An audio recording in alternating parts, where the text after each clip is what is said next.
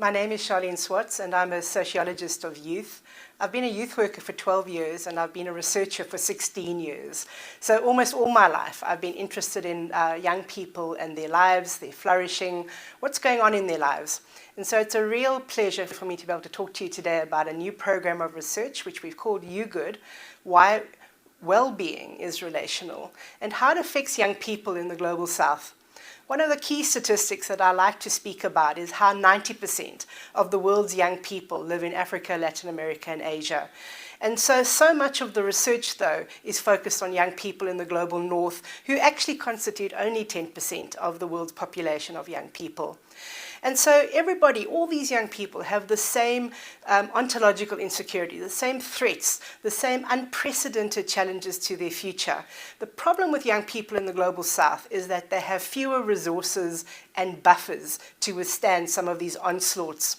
And so the program that we're going to be speaking about today in this video is really about well-being and how we need a different approach to young people and their well-being. We don't want it to be negative. We want to talk about well-being as something that's positive, aspirational, and inclusive. We want it to be holistic, not just to talk about young people and the risks they take or don't take, or the jobs that they get or don't get, but how they might work together collectively to bring about a future that they want and that we want for them as researchers, as stakeholders, as parents, as teachers, as community workers. There are many different ways of thinking about this notion of well-being, and many people have spoken about it as, what you have, your assets, welfare, your standard of living. Others speak about how you feel about what you have. Many others are beginning to speak about the fact that there are many dimensions to well-being. In this program of research, we want to embrace all of those definitions, but we want to focus on this piece of relational well-being. How are young people connected to each other, to the towns and the cities in which they find themselves, to the institutions in which they work or go to school or study? Those are all important parts of a focus on relational well-being, where well-being is thought about as being constructed in relationships between people and the environment through cultures and traditions and religions. In the Global South, we don't run away from those things. Young people are embedded in histories and traditions and cultures, and that's really important. But how do we research this issue of relational well-being? Is it something a little bit fuzzy? And it is difficult to research, of course it is. In the literature over the past 10 years or so, relational well-being has appeared, but it's really been focused on romantic, familial, or work relationships. It hasn't really done the deep, multi-dimensional things that we're wanting this program of research to investigate. And so it's important for a Southern approach to relational well-being. And what do we mean by that? Is there something that our traditions and our cultures and our collective ways of being that we frequently speak about in the Global South can be used to bring about young people's well-being, their flourishing, a new way of thinking about their lives?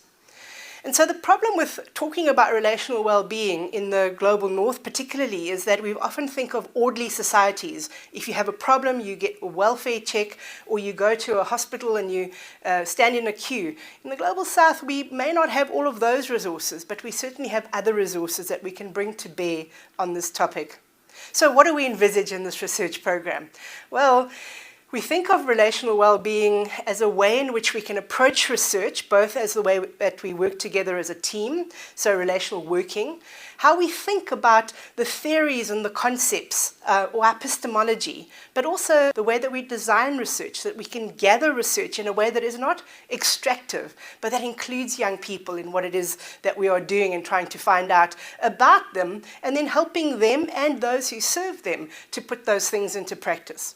So the YouGood program of research aims to strengthen conceptual, theoretical, methodological tools and capacities that help young people to pursue their own well-being, help policymakers to help them pursue their own well-being. We want practitioners, key stakeholders to all make meaningful and impactful changes in the lives of young people as they think about this research. We want to test and further develop relational approaches to young people's well-being so that we really can have a body of work to go forward into the future, into the next century even. And we want to generate empirical insight that will help us to do that. We're going to be asking for people all around the global south, specifically in the 12 countries that include Colombia, Ecuador, Egypt, Ghana, India, Indonesia, Morocco, Senegal, South Africa, Tanzania, and Vietnam, and also Romania, because of its history of being excluded from so many pieces of research in the past. We want to fund up to 20 projects over 3 years, and we've got a lot of money because of the partnership with the Foundation Botnar and the National Research Foundation in order to do so. And we have 4 thematic areas that will address youth relational well-being with livelihoods and jobs, with climate crisis and climate change, with digital access and digitalisation, and with mental health. And so we're asking people to think really hard about how we can research in ways that are new and fresh and bring about young people's voices to the center of the stage rather than on the periphery. And when these grants have been awarded, we want to get together in a community of practice.